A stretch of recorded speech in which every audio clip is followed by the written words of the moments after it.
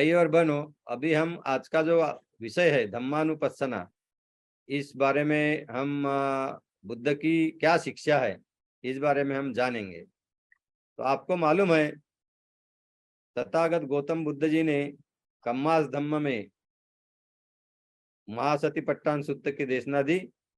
ये महासतिपट्टान सुत्त आज हम दीघ निकाय के महावग्ग में 22वां सुत्त जो है दीघ निकाय का, वो हम पढ़ सकते हैं, उसका अभ्यास कर सकते हैं। तो इस महासतिपट्टान सुत्त में तथागत बुद्ध ने जीवों की विशुद्धि का, जीवों की तृष्णा से मुक्ति का, तृष्णा पूरी तरह नष्ट करने का एक ही अकेला मार्ग है, ऐसे बताया। एकाएनो अयं भिक्कवे मग्गो सत्तानंग विशुद्धिया, ये बुद्ध ने कहा। ये आपको पता है, ये बात हमेशा याद में रखे बुद्ध के अनुयायी। इस महासतिपट्टान सुत्त में बुद्ध ने बताया है कि जीवों के मुक्ति का, विशुद्धि का, मन पूरी तरह शुद्ध करने का, मन के विकार, मन की अशुद्धता यानी तृष्णा पूरी तरह से नष्ट करने का एक अकेला मार्ग है। और उन्होंने खुद ही बताया कौन सा मार्ग है वो। यदितं चत्तारो सतिपट्टाना, ये 4 स्मृति प्रस्थान, 4 माइंडफुलनेस, ये 4 स्मृति प्रस्थान जो है, 4 माइंडफुलनेस जो है, ये मुक्ति का अकेला मार्ग है, ऐसा बुद्ध ने कहा। और पिछले 7 सेशन में, 7 प्रबोधन वर्ग में ये स्मृति, सम्यक स्मृति इसको कहा जाता है। ये 4 सतिपट्टानों का ही हम अभ्यास कर रहे थे, इस पर ही हम चर्चा कर रहे थे, और इस पर ही मैं प्रबोधन कर रहा था, मार्गदर्शन कर रहा था। और इसके पहले प्रबोधनों में हमने कायानुपස්සना, शरीर शरीर है करके जानना, वेदनानुपස්සना, वेदना वेदना है करके जानना, और चित्तानुपස්සना, चित्त चित्त है करके जानना। ते किस तरह से शरीर ये शरीर है करके जानना, वेदना है करके जानना, चित्त ये चित्त है करके जानना, इसके बारे में सविस्तर विस्तृत ऐसा मार्गदर्शन इसके पहले प्रबोधन में हुआ है। बुद्ध ने कहा है सतिपट्टान सुत्त में कि भिक्खु काये कायानुपस्सी विहरति आतापि संपजानो सतीमा विनेय लोके अभिज्जा दो मनस्संग।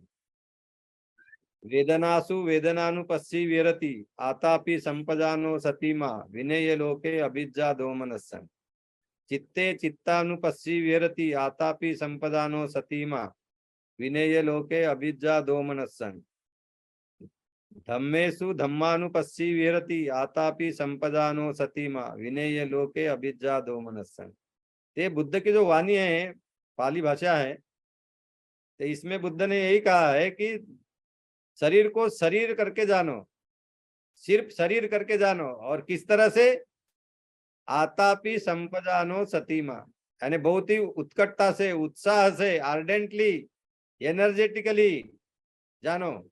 और हमेशा उसमें जो अनित्य भाव है वो समझ कर जानो, वो जानकर जानो, और हमेशा इस बारे में जागरूक रहो, शरीर शरीर है करके। अति काय उति, ऐसा बुद्ध ने कहा है।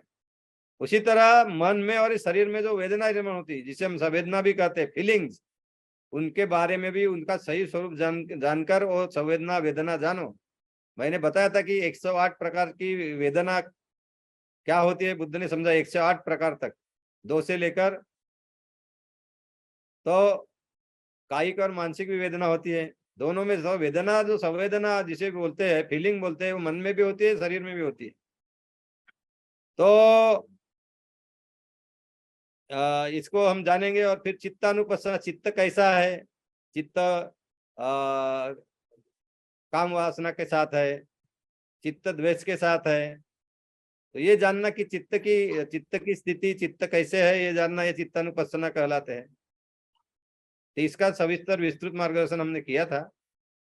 और आज का जो प्रबोधन है, धम्मे धम्मानुपस्सी विहरति आतापि संपजानो सतीमा विनेय लोके अभिज्जा दो मनस्संग।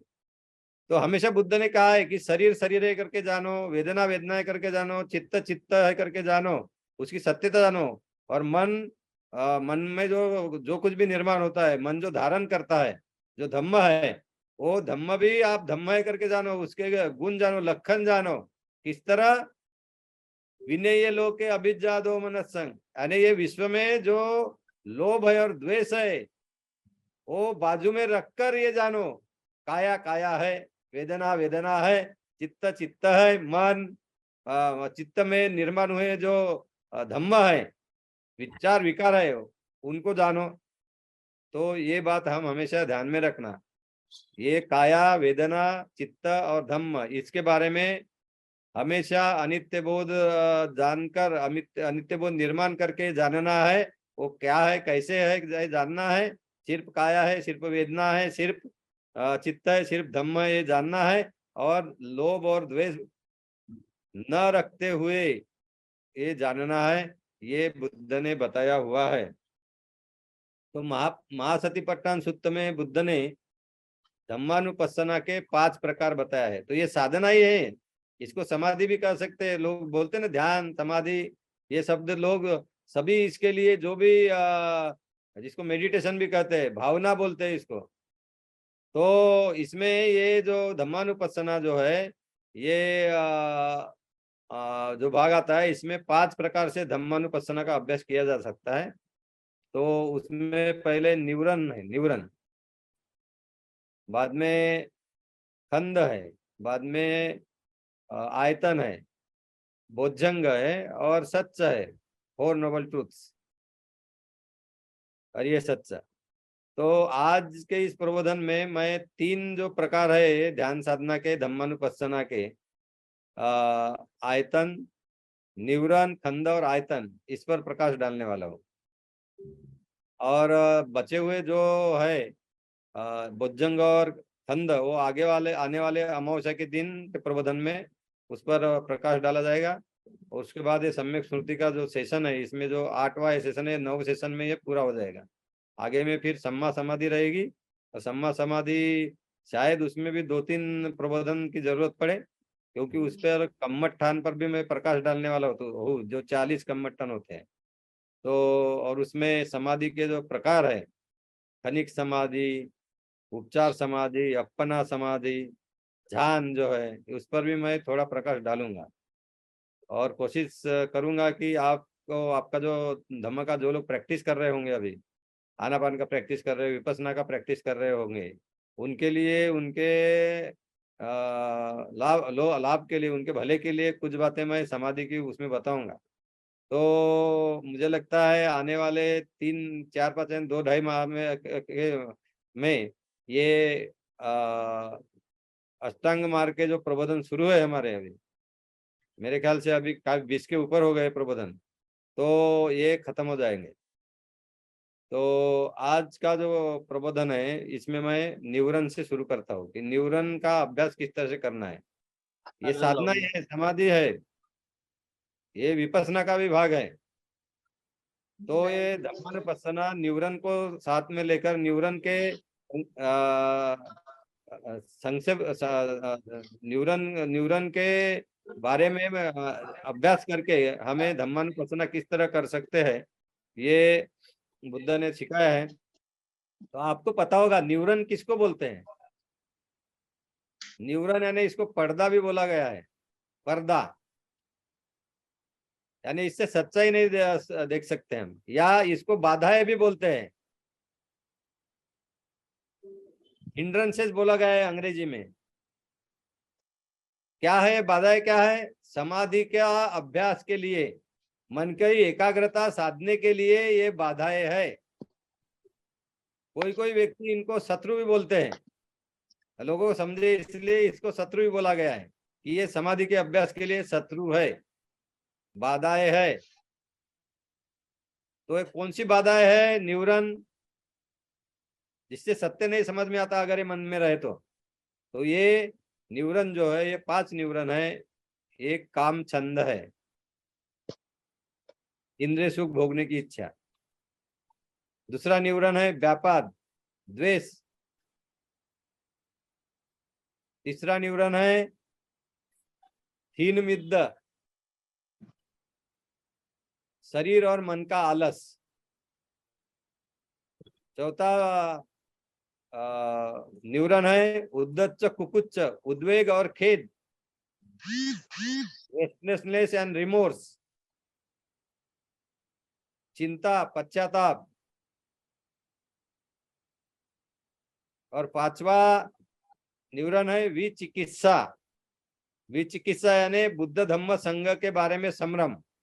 बुद्ध धम्म संघ ये त्रिरत्न जो है इसके बारे में पूरी पूरी सही सही जानकारी नहीं रहना, उसके बारे में अंधकार में रहना, संभ्रमित रहना, इसी को विचिकित्सा बोलते हैं। तो ये 5 न्यूरन है। तो ये 5 न्यूरनों का किस तरह से अभ्यास करना, ये बुद्ध ने धम्मानुपස්සना में न्यूरन पब्बम में सिखाया है। न्यूरन का जो भाग है उसमें सिखाया है। तो भाइयों, मैं आपको एक बात बताना चाहता हूँ कि ये 5 न्यूरन कभी न कभी आपके मन में निर्माण होते ही रहते हैं। आप अपने मन का अभ्यास करोगे, मन की तरफ ध्यान रखोगे, तो आपको पता चलेगा कि ये 5 न्यूरन है। इसमें से ये जो न्यूरन है, तो मैं अभी काम छंद, ये जो न्यूरन है इसका कैसा अभ्यास करना चाहिए। तो काम छंद आपके मन में निर्माण नहीं होगा, ऐसा हो ही नहीं सकता। अगर आप आनापा है अनागामी अवस्था तक आप नहीं पहुंचे, आपको पता होगा बुद्ध के धम्म का उद्देश्य है अट्टपुरुष पुग्गल बन जाओ, श्रोतापन्न मार्ग और फल, सकृदागामी मार्ग और फल, अनागामी मार्ग और फल और अरहंत मार्ग और फल, ये 8 अवस्थाएं प्राप्त कर ले। तो जो व्यक्ति ये 8 अवस्थाएं प्राप्त करता है उसको अरिय व्यक्ति बोलते हैं। और जो व्यक्ति ये 8 अवस्थाएं प्राप्त नहीं करता उसको अनरिय बोलते हैं, अनरिय। या उसको, तो ये जो अरिय लोग होते हैं, ये अरिय लोग श्रोतापन्न सबसे पहली अवस्था होती है, उसके बाद सकृदागामी, अनागामी। तो अनागामी अवस्था प्राप्त करने के बाद ही ये काम छंद पूरी तरह से नष्ट हो जाता है। तो जो जो वो जिस अवस्था जो उस अवस्था तक जो व्यक्ति नहीं पहुंचे हुए उनमें काम छंद होता ही है। तो आप लोगों के मन में ये काम छंद बार बार निर्माण होगा, इसका सामना करना ही पड़ता है। क्योंकि इंद्रिय सुख जो है, आंखें, नाक, कान, जीवा, हमारा शरीर, काया और मन, ये 6 इंद्रियों के सुख के लिए ही हम जीते हैं। और 6 इंद्रियों के सुख के लिए ही हम कोशिश करते रहते हैं विश्व में। जब हम जीते रहते हैं तो उसी में काम छंद आता है। ये 6 इंद्रियों का सुख भोगना ही तो काम छंद है। तो ये काम छंद का आपको बार बार सामना करना पड़ेगा। अगर एक काम छंद निर्माण होने के बाद आप इंद्रिय सुख का भरपूर अगर आस्वाद लेते हैं तो आपका काम छंद और बढ़ना ही है, वो कम नहीं होगा। तो अगर कम करने के लिए क्या करना चाहिए, यही बुद्ध ने धम्मानुपස්සना में सिखाया है। तो कामत छंद, ये न्यूरन का अभ्यास कैसे करना है, तो बुद्ध क्या बोलते हैं पाली भाषा में, पहले आपको बताता हूँ। बुद्ध बोलते हैं इद भिक्कवे भिक्खु संतं वा अज्जतं काम छंदं अत्थि में अज्जतं काम छंदोति पजानाति। बुद्ध क्या बोलते हैं, इद भिक्कवे भिक्खु संतं वा अज्जतं काम छंदं, संतं वा अज्जतं काम छंदं, अगर काम छंद निर्माण हुआ है, काम छंद अगर मन में है, तो बुद्ध क्या बोलते हैं, अत्थि में अज्जतं काम छंदोति पजानाति, अत्थि में अज्जतं काम छंदोति पजानाति, यानी मेरे अंदर काम छंद है ऐसा जानता है। तो बुद्ध क्या बोलते हैं, काम छंद अगर किसी व्यक्ति के, किसी भिक्खु के, किसी उपासक के मन में निर्माण हो गया, तो धम्मानुपස්සना का अभ्यास करने के लिए, न्यूरन का अभ्यास करने के लिए आपको क्या करना है, मेरे मन में काम छंद है, ये पूरी तरह से जानना। तो जान सकते हैं, आपके मन में काम छंद आ गया तो आपको पता चलता ही है, आपके मन के तरफ आपका ध्यान है, वह मन में जो धम्म निर्माण है उसके तरफ ध्यान है, तो मेरे मन में काम छंद निर्माण हो गया है, इंद्रिय सुख भोगने की इच्छा निर्माण हो गई है, ये आप जरूर जानोगे। तो उसको जानो कि मेरे अंदर काम छंद निर्माण हो गया है, इतना ही जानना। फिर आगे में बोलते हैं बुद्ध, असत असंतं वा अज्जतं काम छंदं नथी में अज्जतं काम छंदोती पजानाती। दूसरी बात क्या बोलते हैं बुद्ध, अगर मन में काम छंद नहीं है तो मेरे अंदर काम छंद नहीं है, इसकी पूरी जानकारी रखना, इसके बारे में पूरी जागरूक रहना पूरी तरह से। तो ये भी समाधि का अभ्यास है, ये भी विपස්සना का अभ्यास है। तो काम छंद का अभ्यास करते हुए मैंने दो बातें आप तक बताई। अगर आपके मन में काम छंद है तो आपको इसकी पूरी जानकारी रखना है, अवेयर रहना है, माइंडफुल रहना है, सजग रहना है कि मेरे अंदर काम छंद है। अगर काम छंद मन में नहीं है तो आपको उसकी जानकारी रखना है कि मेरे अंदर काम छंद नहीं है। मन में ही मैं ये जानूंगा कि मेरे अंदर काम छंद नहीं है। फिर आगे बुद्ध बोलते हैं, यथाच अनुपन्नस्य काम छंदस्य उपादो होती तंच पजानाति। तीसरी बात काम छंद की बुद्ध क्या कहते हैं, येथाच अनुपन्नस्य काम छंदस्य उपन्नो उपादो होती तंच पजानाति। जो अभी तक उत्पन्न नहीं हुआ है ऐसा काम छंद अगर निर्माण होता है, उत्पन्न होता है, तो उसको जानना, उसकी जानकारी रखना कि ये जानना कि मेरे मन में अभी तक जो काम छंद निर्माण नहीं हुआ था वो निर्माण हुआ है। फिर आगे में बुद्ध बोलते हैं, एताच उत्पन्नस्य काम छंदच्छ एताच उत्पन्नस्य काम छंदच्छ पहानंग होती तंच पजानाति। बुद्ध आगे चौथी बात क्या करते हैं, कहते हैं काम छंद के बारे में, जो मेरे अंदर काम छंद निर्माण हो गया है वो अभी नष्ट हो गया है। मेरे अंदर जो काम छंद निर्माण हो गया था, जो निर्माण हो गया था वो अभी नष्ट हो गया है, ना गया है। पहानंग, पहानंग यानी नष्ट होना। और फिर आगे में बुद्ध बोलते हैं, क्या बोलते हैं, येताच पहिनस्य काम छंदस्य आयतिंग अनुपादो होती तंच पदानाति तंच पजानाति। आगे बुद्ध बोलते हैं, येताच पहिनस्य काम छंदस्य आयतिंग अनुपादो होती, यानी जो नष्ट हो गया है वो काम छंद आगे कभी निर्माण ही नहीं होगा भविष्य में। जो काम छंद निर्माण हो गया था वो भविष्य में कभी निर्माण ही नहीं होगा, इसकी वो जानकारी रखते हैं, इसके बारे में वो सजग रहते हैं। मुझे बताओ, कोई काम छंद निर्माण ही नहीं होगा, ये स्थिति कब आएगी, अनागामी अवस्था प्राप्त करने के बाद। तो जो व्यक्ति अनागामी होगा वही इसकी अनुभूति ले सकता है। वो आखिरी जो काम छंद की बात कही कौन सी, येथाच काम छंदस्य आयतिंग अनुपादो होती तंच पजानाति। जो काम छंद मेरे मन से नष्ट हो गया है वो भविष्य में कभी भी निर्माण नहीं होगा। इस बारे में उपासक या भिक्षु धम्मानुपස්සना का अभ्यास करने वाला जानता है, जानकारी रखता है, बहुत अच्छी तरह से जानता है, पजानाति जिसको कहा गया है। तो अभी मुझे बात बताओ कि 5 बातें बुद्ध ने कही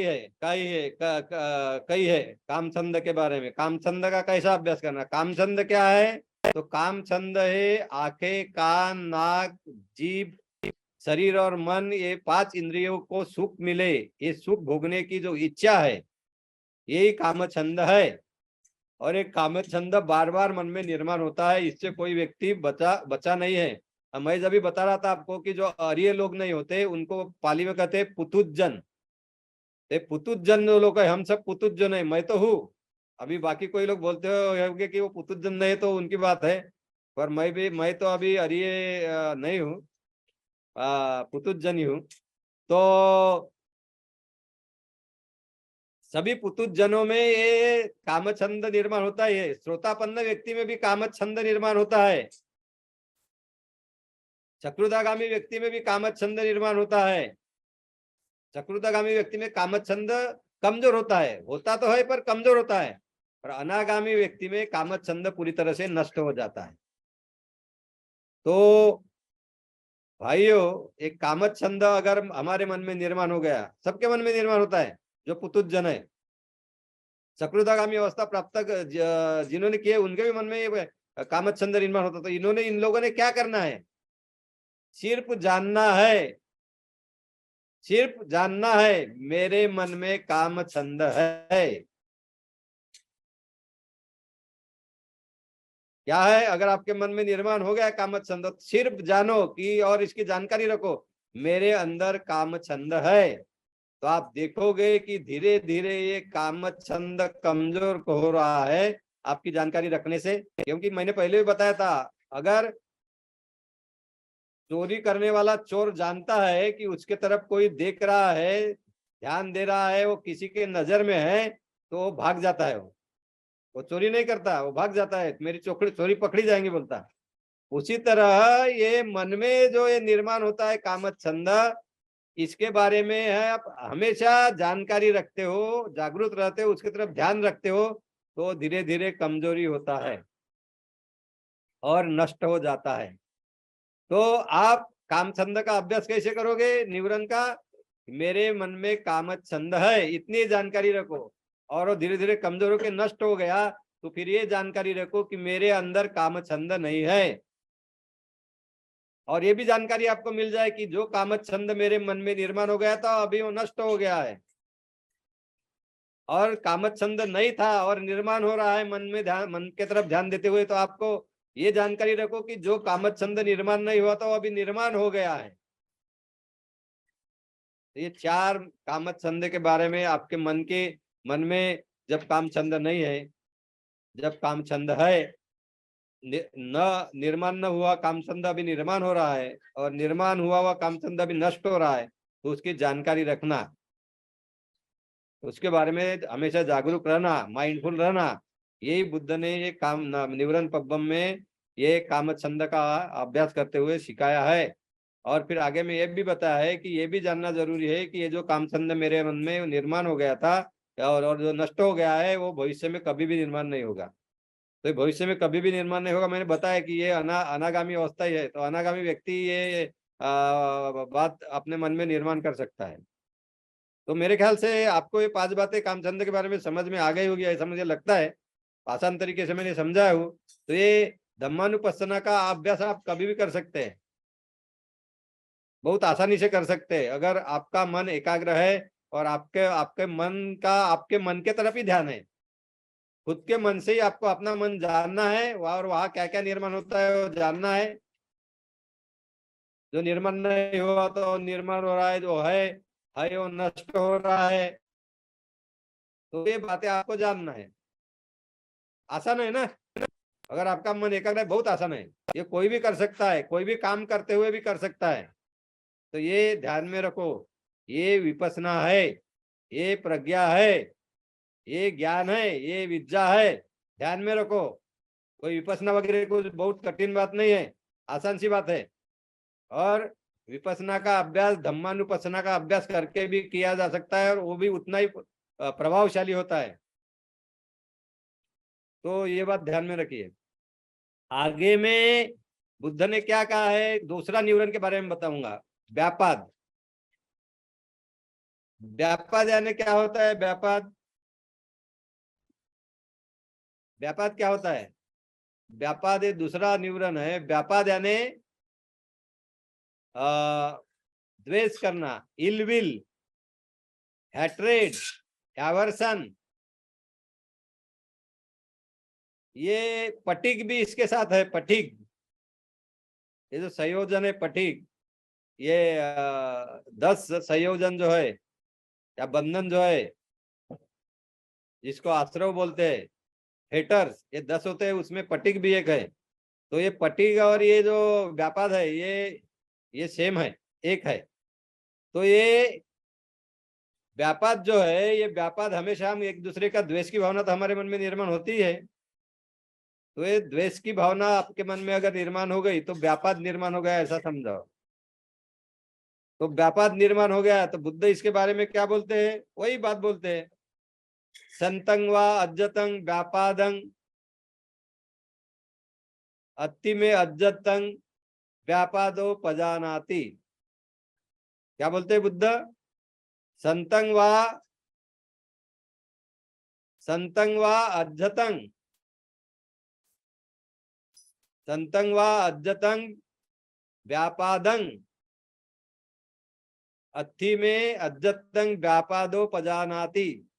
अगर मन में व्यापाद निर्माण हो गया है, द्वेष निर्माण हो गया है, क्रोध निर्माण हो गया है, तो वो जानता है कि मेरे अंदर व्यापाद है, द्वेष है, क्रोध है। और अगर मन में नहीं है, असंतं वा अज्जतं व्यापादं नत्ति में अज्जतं व्यापादो पजानाति। अगर मन में द्वेष नहीं है, क्रोध नहीं है, इलविल नहीं है, आवर्षण नहीं है, दुर्भावना नहीं है, तो वह जानता है कि मेरे मन में दुर्भावना नहीं है, मेरे मन में इलविल नहीं है, मेरे मन में द्वेष नहीं है, मेरे मन में क्रोध नहीं है। फिर आगे और बुद्ध वही बोलते हैं, एताच अनुपस्स एताच अनुपन्नस्स व्यापादस्स उपादो होती तंच पजानाति। एताच अनुपन्नस्स व्यापादस्स उपादो होती तंच पजानाति। यानी जो व्यापाद अभी तक निर्माण नहीं हो तो निर्माण हो गया है, इसकी वो जानकारी रखता है, वो जानता है। एताच उपन्नस्स व्यापादस्स पहिनो होती पहिनंग होती तंच पजानाति। और जो व्यापाद निर्माण हो गया था वो नष्ट हो गया है, उसकी जानकारी वो लगता है। और ये भी जानकारी रखता है कि जो जो व्यापाद है, जो मेरे मन से नष्ट हो गया था, वो कभी भी भविष्य में निर्माण नहीं होगा। तो यहाँ भी कामछंद का अभ्यास करते हुए, निवरण का अभ्यास करते हुए, धम्मानुपස්සना का अभ्यास करते हुए, कामछंद का जिस तरह से हमने अभ्यास किया 5 प्रकारों से, हमारे यानी अभ्यास किया है जाना मन से, ये समाधि है, विपස්සना है।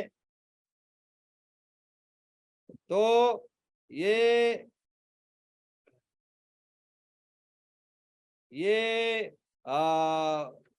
व्यापाद जो है, ये व्यापाद का भी अभ्यास जो है, वो व्यापाद का अभ्यास भी हम 5 प्रकार से करेंगे।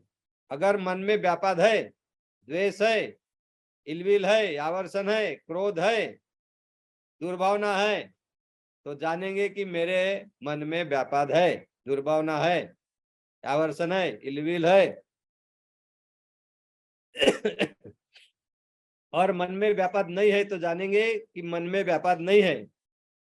और जो व्यापाद मन में इसके पहले निर्माण नहीं हुआ था, वो निर्माण हुआ है, तो जानेंगे कि मेरे मन में जो व्यापाद पहले नहीं था वो अभी निर्माण हो गया है। और निर्माण हुआ हुआ व्यापाद अगर नष्ट हो गया तो हम जानेंगे कि जो व्यापाद निर्माण हो गया था वो नष्ट हो गया है। और फिर ये भी जानेंगे कि जो व्यापाद मेरे अंदर से नष्ट हो गया है वो कभी मेरे मन में निर्माण नहीं होगा। तो ये 5 तरह से ये व्यापाद का भी आपने अभ्यास करना है। और मैं आपको एक बात बताना चाहता हूँ कि ये व्यापाद जो है, ये व्यापाद भी अनागामी अवस्था प्राप्त करने के बाद ही पूरा नष्ट होता है। यानी अरिय व्यक्ति के मन में भी व्यापाद होता है कुछ हद तक।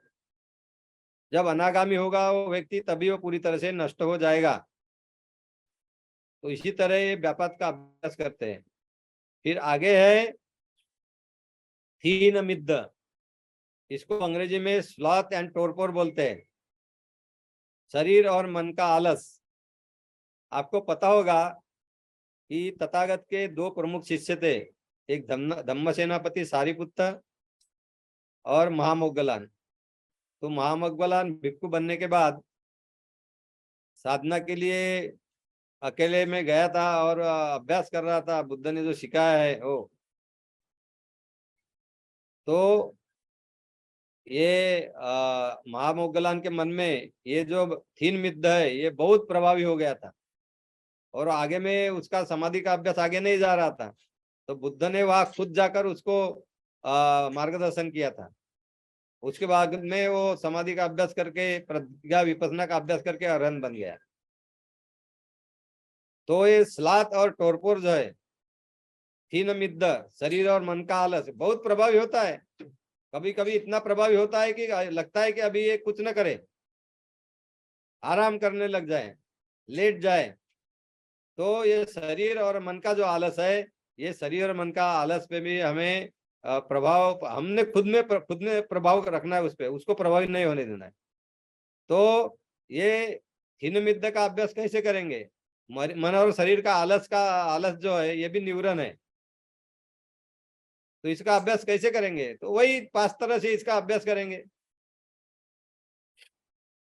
संतं व अज्जतं थीन मिद्दं, अत्ति में अज्जतं थीन मिद्दति पजानाति, असंतं व अज्जतं थीन मिद्दं, नत्थि में अज्जतं थीन मिद्दोति पजानाति, एताच अनुपन्नस्स थीन मिद्दं उपादो होती तंच पजानाति, एताच उत्पन्नस्स थीन मिद्दस्स पहिनं होती तंच पजानाति।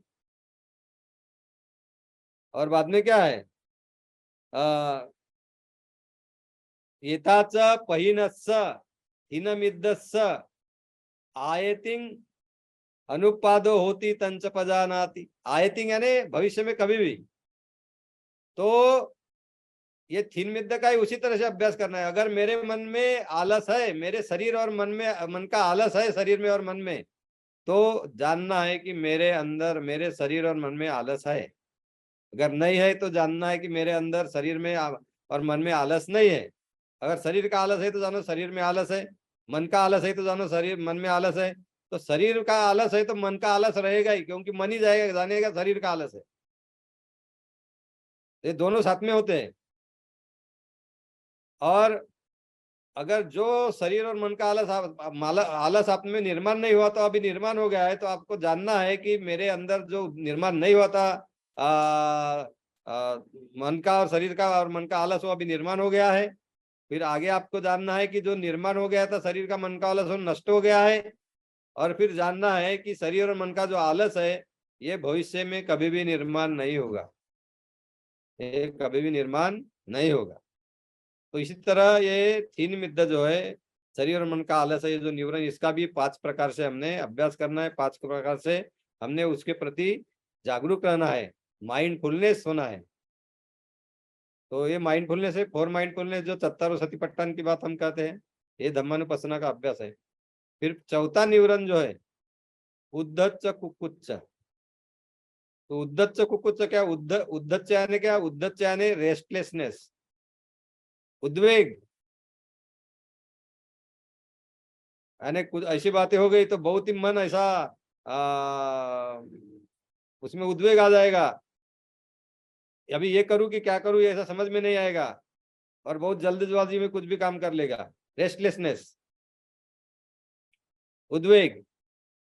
और कुक्कुच्च, कुक्कुच्च यानी पश्चाताप, चिंता, खेद,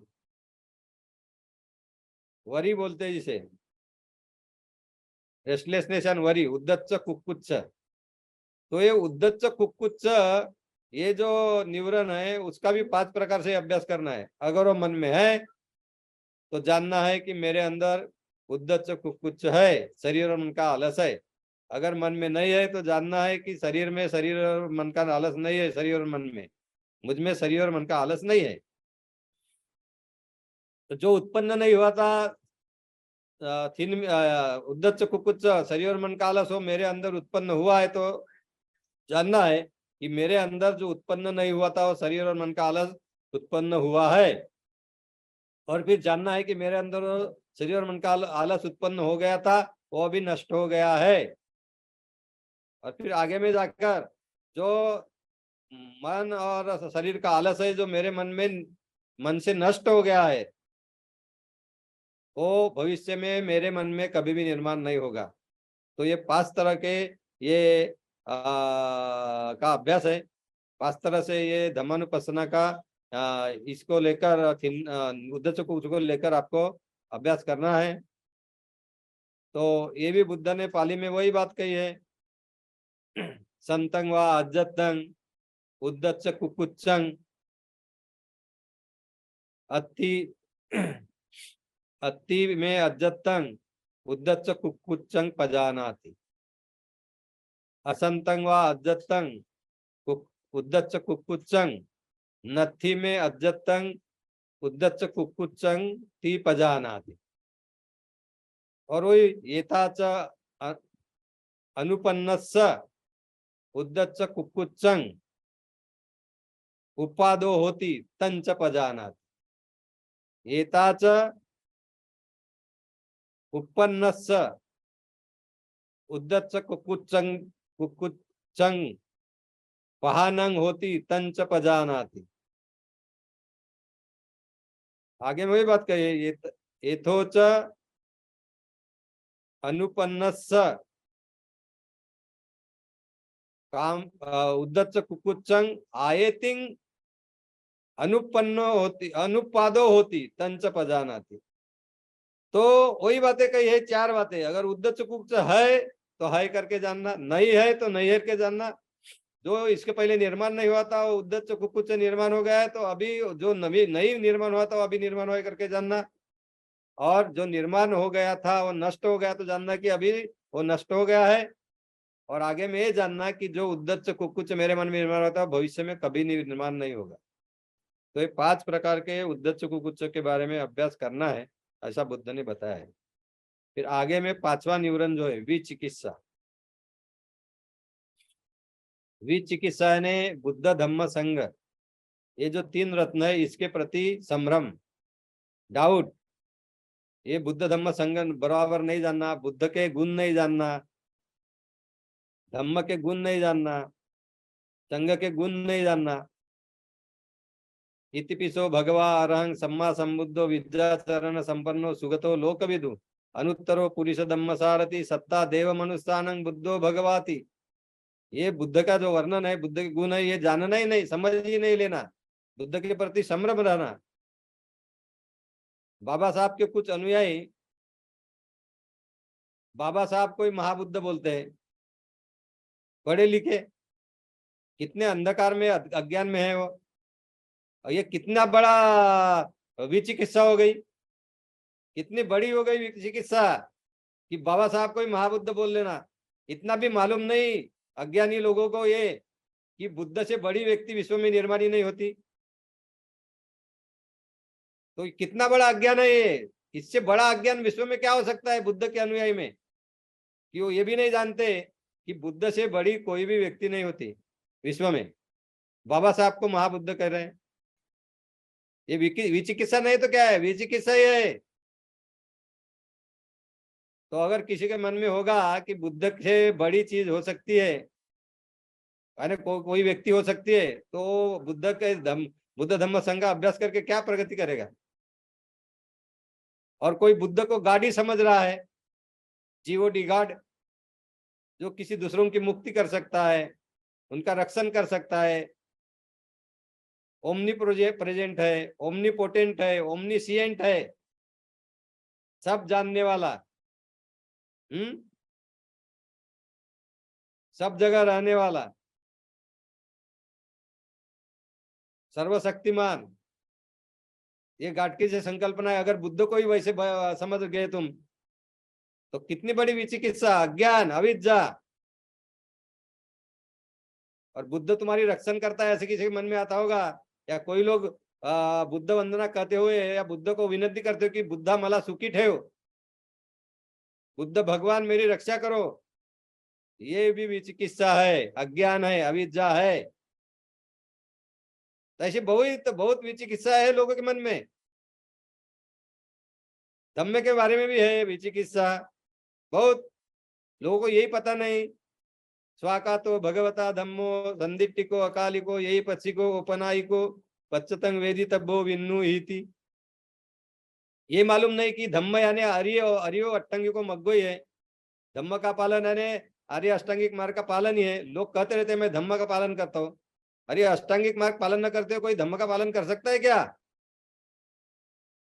जब तक कोई भी व्यक्ति अष्टांग मार्ग का पालन शुरू नहीं करती 8 अंगों का, तब तक वो धम्म का पालन पूरी तरह से नहीं करते रहती है। ये बात ध्यान में रहे। अगर कोई बोलता है कि मैं धम्म का पालन कर, किताबें पढ़ रहा हूँ, धम्म का पालन कर रहा हूँ, समाधि का भी अभ्यास नहीं कर रहा हूँ, विपස්සना नहीं कर रहा हूँ, सम्मा सती सम्मा दृष्टि नहीं कर रहा हूँ पालन, चार हरिव सत्व की अनुभूति नहीं ला रहा हूँ, अनित्य दुख अनात्म की अनुभूति नहीं ले रहा है और बोल रहा है मैं धम्म पालन कर रहा हूँ। कितनी बड़ी विचिकित्सा। अज्ञान तो है, अविद्या तो है, पर विचिकित्सा भी है। बुद्ध धम्म संघ के बारे में संभ्रम, वैसे ही संघ के बारे में संभ्रम। कोई व्यक्ति यही बोल देते हैं कि कोई भी अभी 10 भिक्षुओं का संघ है तो बुद्ध के परिभाषा के अनुसार संघ है। नहीं है। बुद्ध के संघ की जब बात करते हैं तो सावक संघ की बात करते हैं हम।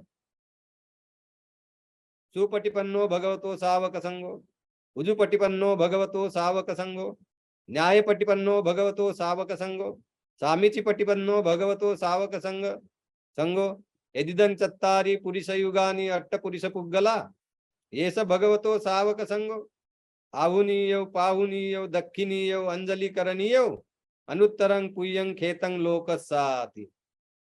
तो विश्व में बुद्ध ने जो 8 लोगों का संघ बताया है, सावक संघ, श्रोतापन्न मार्ग और फल, सगदागामी सकृदागामी मार्ग और फल, अनागामी मार्ग और फल और अरंत मार्ग और फल, ऐसे 8 प्रकार के व्यक्तियों का जो श्रावक संघ है वही संघ है, उसी को हम शरण जाते हैं, संगम शरणम गच्छामि बोलते हैं। तो वो जो संघ है वही विश्व का सबसे बड़ा पुण्य क्षेत्र है। ये बात अगर लोग नहीं समझते और इससे कोई बड़ा पुण्य क्षेत्र है ऐसा मानते हैं तो विचिकित्सा ही है। कुछ लोग तो समझते 10 उपासक साथ में आ गए वो भी संघ है। बहुत तरह तरह के लोग हैं, कितने अविद्या में है पता नहीं, बहुत अविद्या में लोग हैं, बहुत विचिकित्सा है लोगों में, बहुत ये सावक संघ कह गई ऐसी भाषा में लोग बोलते हैं, कभी कभी पढ़े लिखे लोग भी बोलते हैं हम 20-25 लोग हैं यही संघ है। अरे बाबा वो समूह है तुम्हारा 20 लोगों का, वो बुद्ध ने जो संघ बताया वो संघ नहीं है। बुद्ध का संघ वही होता है श्रावक संघ, जो 8 प्रकार के व्यक्तियों का संघ होता है। तो ये इसी प्रकार से बुद्ध धम्म संघ पूरी तरह से समझ लेके आपको ये जो संभ्रम है, विचिकित्सा है, पूरी तरह से नष्ट कर देना है।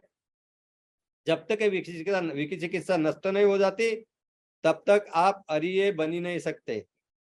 आपको मालूम है कि श्रोतापन्न ये पहली अरिय व्यक्ति अरिय मार्ग भी प्राप्त करना है तो श्रोतापन्न अवस्था प्राप्त करने के लिए अरिय मार्ग प्राप्त करना है, श्रोतापन्न मग्ग फल भी लेना प्राप्त करना है तो विचिकित्सा नष्ट करनी होगी। जो श्रोतापन्न होते हैं वो विचिकित्सा नष्ट करते हैं। सक्काय दिट्टी, विचिकित्सा और शीलबद्ध परामर्श, ये 3 आश्रव जो होते हैं, संयोजन होते हैं, उसको नष्ट करके कोई भी व्यक्ति श्रोतापन्न होता है। तो ये विचिकित्सा का भी किस तरह से अभ्यास करना, विचिकित्सा आपके मन में है तो बुद्ध ने बताया है, वही बताया है। संतं वा अज्जतं विचिकित्सं अत्थि में अज्जतं विचिकित्साति पजानाति, असंतं वा अज्जतं विचिकित्सं नत्थि में अज्जतं विचिकित्साति पजानाति। एताच अनुपन्नस्य विचिकित्सं उपादो होती तंच पजानाति। एताच उपन्नस्य विचिकित्सं पहानंग होती तंच पजानाति। और आगे में वही बात है, एताच पैनस्य विचिकित्सक आयतिंग अनुपाद होती तंच पजानाति। तो विचिकित्सा के बारे में भी बुद्ध ने वही 4 प्रकार से अभ्यास करो धम्मानुपස්සना का ये बताया है। अगर मेरे मन में है विचिकित्सा तो मेरे मन अंदर मुझ में मेरे मन में विचिकित्सा है ऐसा जानना है। अगर नहीं है तो नहीं है करके जानना है। जो निर्माण ही नहीं हुई थी विचिकित्सा वो निर्माण हो गई है तो निर्माण हो गई करके जानना। जो निर्माण हो गई थी विचिकित्सा वो नष्ट हो गई तो नष्ट हो गई करके जानना। और जो मेरे मन में विचिकित्सा निर्माण हो गई थी वो भविष्य में कभी भी निर्माण नहीं हो जाएगी, ये जानना। तो ये श्रोतापन्न व्यक्ति के बारे में हो सकता है, श्रोतापन्न कोई हो गया तो कोई विचिकित्सा निर्माण ही नहीं होगी, बुद्ध धम्म संघ के बारे में कोई संभ्रम ही नहीं रहेगा। तो भाइयों बहनों, ये 5 प्रकार के जो निवरण है वो बुद्ध ने उसका अभ्यास करने के लिए बताया धम्मानुपස්සना में। ये विपස්සना का अभ्यास है।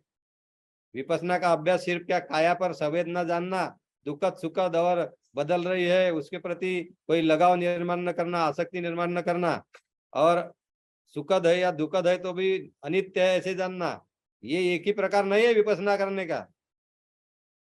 विपස්සना अनेक प्रकारों से की जाती है। धम्मानुपස්සना ये भी विपස්සना ही है। कुछ कुछ व्यक्ति इसके पहले धम्मानुपස්සना को प्राधान्य देकर ही अरहंत हो गए।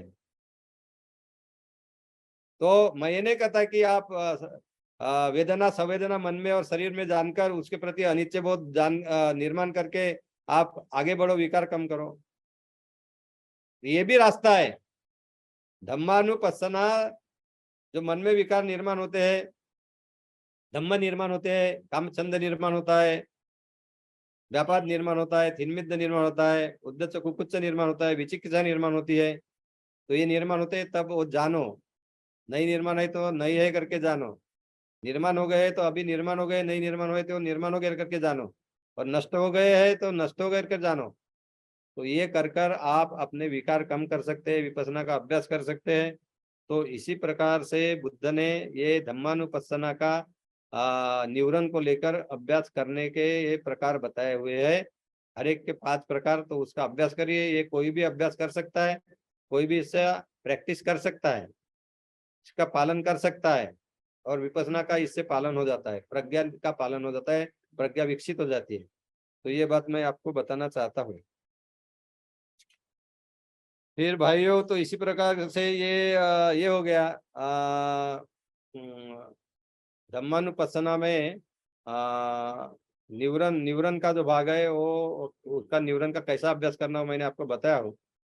तो बुद्ध आगे कहते हैं इतितंग अज्जतंग धम्मे धम्मानुपस्सी विरति। तो इसी तरह अपने अंदर व्यक्ति अपने अंदर ये 4 निवरणों के बारे में अभ्यास कर कर जानता है कि धम्म है, धम्मेसु धम्मानुपस्सी विरति है, धम्म ये धम्म है करके जानता है।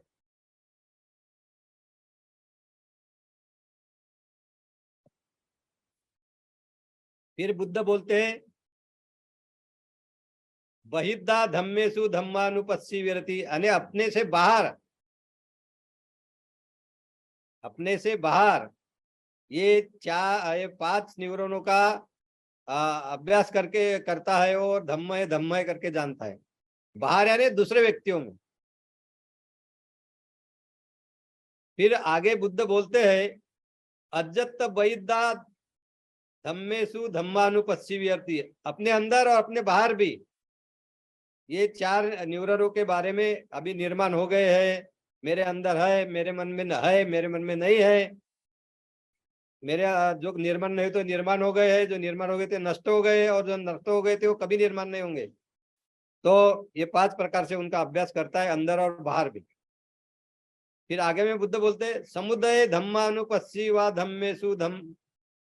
धम्मेसु धम्मानुपस्सी विरति। समुदय धम्मानुपस्सी यानी ये निवरण किस तरह से निर्माण होते हैं, इसका कारण क्या है, वो जानकर वो ये धम्म का अभ्यास करता है। धम्म है, ये धम्म है करके जानता है। फिर वह धम्मानुपस्सी व धम्मेसु विरति, धम्मेसु धम्मानुपस्सी विरति, अने ये जो निवरण निर्माण होते हैं नष्ट कैसे होते हैं ये भी जानते हैं। फिर समुदय वह धम्मानुपस्सी व धम्मेसु विरति, यानी दोनों उदय और वे भी, यानी निर्माण होना नष्ट होना भी कैसे होते ये भी जानते हैं। फिर आगे में बुद्ध क्या बोलते हैं, ये सब जान के वो, ये सब जानते जानते क्या जानते हैं वो, धम्म सिर्फ धम्म है, अति धम्मोति, अति धम्मोति, अति धम्माति, यानी सिर्फ धम्म है करके जानता है। अति धम्माति व पनस्स सती पच्चुपट्टिता होती, यावदेव ज्ञानमत्ताय पटिसतिमत्ताय अनिश्चितीच विहरती, अनिश्चितोच विहरती, न किंची लोके उपाधीयेति।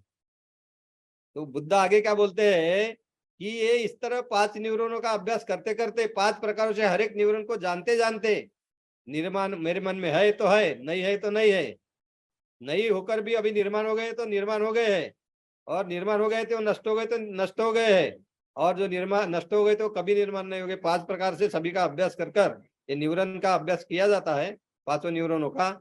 और ये करते करते ये सिर्फ धम्म है इतनी जानकारी वो साधक उपासक भिक्खु जानता है, निर्माण करता है अपने मन में।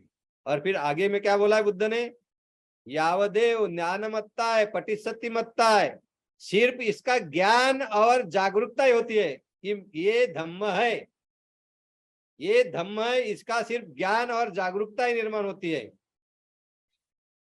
और उनके प्रति वैराग्य निर्माण होता है। अनिश्चितोच विहरति न किंची लोके उपाधीयेति, और विश्व में जो द्वेष और लोभ है उससे दूर रहकर ये जानकारी निर्माण होती है कि ये सिर्फ धम्म है। यानी शुरू में बुद्ध ने बोला ही था, विनय लोके अभिज्ञा दो मनस्संग, कि विश्व में जो भी द्वेष और लोभ है उससे दूर रहकर ये सब जानना है। काये कायानुपस्सी विहरति, वेदनासु वेदनानुपस्सी विहरति, धम्मे धम्मे धम्मानुपस्सी विहरति, चित्तेषु चित्तानुपस्सी विहरति, चित्ते चित्तानुपस्सी विहरति, धम्मेषु धम्मानुपस्सी विहरति। तो इसी प्रकार ये न्यूरनों का अभ्यास कर कर ये सिर्फ धम्म है, न्यूरन ये सिर्फ धम्म है करके जानकर उसके बारे में सिर्फ ज्ञान, जानकारी और सजगता इतना ही निर्माण करते हैं। ज्ञानमत्ता है पटिसतिमत्ता है, और इसी तरह से इसका अभ्यास किया जाता है। तो न्यूरनों के बारे में जो अभ्यास कैसे किया जाता है मैं यही समाप्त करता हूँ। आगे में हम खंड जो है,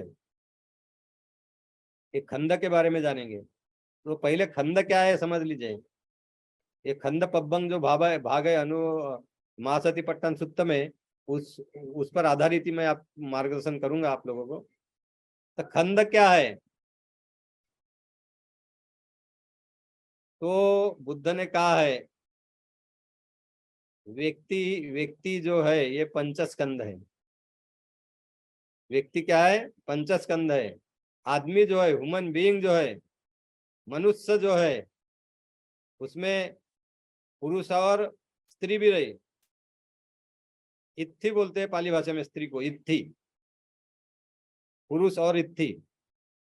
तो मैन एंड वुमन, मनुष्य, ह्यूमन बीइंग, इसको बुद्ध ने क्या कहा है, पंचस्कंद बोला है, नाम रूप बोला है। तो ये पंचस्कंद कौन से, पंचस्कंद यानी 5 स्कंद, 5 प्रकार के समूह, और 5 प्रकार के समूह से व्यक्ति बनता है। तो एक तो शरीर है, उसको रूप कहा गया है। तो ये शरीर का स्कंद, रूप का स्कंद, शरीर का समूह, एग्रीगेट ऑफ बॉडी।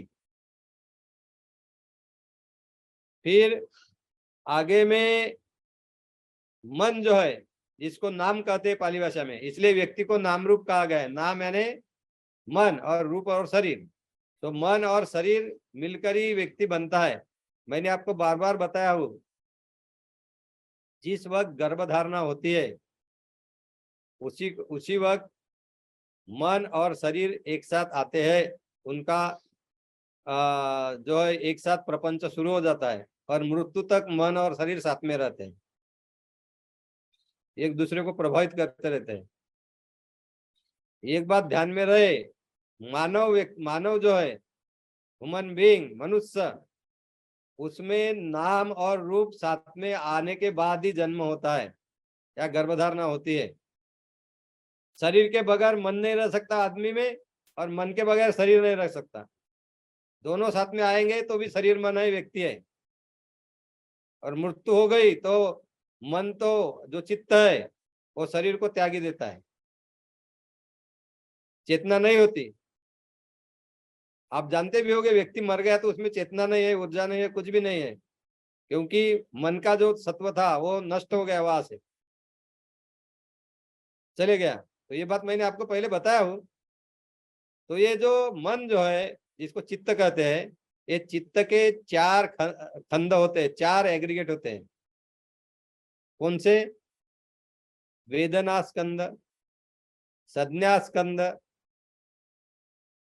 संखार स्कंद और विज्ञान स्कंद। तो वेदना स्कंद यानी क्या? मैंने आप वेदनानुपස්සना में इसका इस पर बहुत ही विस्तृत से बताया था। जो भी फीलिंग, जो भावना निर्माण हो जाती है मन में, जो सुखद दुखद वगैरह होती है, जिसको हम जान सकते हैं, उसको वेदना कहते हैं। इस शरीर में मन में निर्माण होती है, शरीर पर भी निर्माण होती है, कायिक और मानसिक दोनों होती है। तो ये वेदना जो है, ये वेदना फीलिंग जिसको बोलते हैं, संवेदना भी अभी जो विपස්සना का अभ्यास करने वाले कुछ लोग संवेदना जानते हैं, शरीर पर दुखद सुखद, वो भी वेदना ही है। तो ये वेदना है। फिर संज्ञा है। संज्ञा यानी परसेप्शन। संज्ञा यानी क्या? तब मन का वो भाग, वो समूह मन का कि जो विश्लेषण करता है, मूल्यांकन करता है। क्या मूल्यांकन करता है? विश्लेषण करता है। तो मैं आपको एक बात बताना चाहता हूं। हमारे जो 6 इंद्रिय होते हैं, हर एक व्यक्ति में 6 इंद्रिय, आंख है, कान है, नाक है, जीभ है, जीवा, शरीर है और मन है। तो ये 6 इंद्रिय जो है, इनको ही कहा गया है 6 इंद्रिय। और ये 6 इंद्रियों का उनके विषय से हमेशा स्पर्श होता है। जैसे आंख है, उसका रूप से स्पर्श होता है, यानी जो दिखती है वस्तु है उनसे स्पर्श होता है। कान का ध्वनि से स्पर्श होता है। नाक का गंध से स्पर्श होता है, सुगंध दुर्गंध। जीवा का रस से स्पर्श होता है, टेस्ट जिसे बोलते हैं हम। काया जो है, शरीर जो है, उसका सजीव निर्जीव से संबंध, स्पर्श होता है उसका, उससे। और मन में धम्म का स्पर्श होता है। तो धम्मानुपස්සना अभी अब समझा रहे। तो मन में हमेशा धम्म होते ही है, यानी मन में जो भी विचार विकार निर्माण होते हैं, मन जो भी विचार विकार धारण करता है, वो विचार विकारों को धम्म कहते हैं। तो ये हो गए आपके हाँ। तो मैं आपको संज्ञा समझा रहा था, संज्ञा, परसेप्शन, ये मन का स्कंध क्या होता है। तो ये जो 6 इंद्रिय जो है, उसका विषयों से स्पर्श होता है। जैसे आंख का स्पर्श हो गया वस्तुओं से, यानी रूपों से। तो ये स्पर्श होने के बाद जो स्पर्श हो गया, जिस वस्तु का स्पर्श हो गया, वो वस्तु कैसी है, उसका रंग रूप आकार कैसा है। अगर कान को शब्द का स्पर्श हो गया तो शब्द कैसे है, किसका है, पुरुष का है या स्त्री का है, मीठा है या कड़वा है, आने वाला है या नहीं है, ये मूल्यांकन, ये जानना, इसको बोलते मूल्यांकन, परसेप्शन। ये संज्ञा स्कंध का काम है। उसी तरह सुगंध दुर्गंध, जो भी गंध आया, वो गंध कैसा है, क्या है, मेरे लिए अच्छा है या बुरा है। अगर टेस्ट, जीवा को, जीभ जो है, जीवा जो है, टंग जो है, उसको अगर टेस्ट का स्पर्श हो गया, रस का स्पर्श हो गया, तो टेस्ट जो है अच्छी है या बुरी है, मुझे पसंद आने वाली है या नहीं है, तीखी तीखा तीखा चव है या खारा है, क्या जो भी है, मीठा है, ये जानना है, मूल्यांकन है। तो ये आपको संज्ञा स्कंध समझा। वैसे शरीर के बारे में, शरीर को जो स्पर्श हुआ वो अच्छा है बुरा है कैसा है। मन में जो धम्म का स्पर्श हो गया, वो अच्छा है बुरा है कैसे है, उसका लक्षण क्या है, लक्षण क्या है, ये सब जानना ये संज्ञा स्कंध का काम होता है। तो एक संज्ञा स्कंध होता है मन का। बाद में संस्कार स्कंध होता है। तो क्या है कि ये 6 इंद्रियों को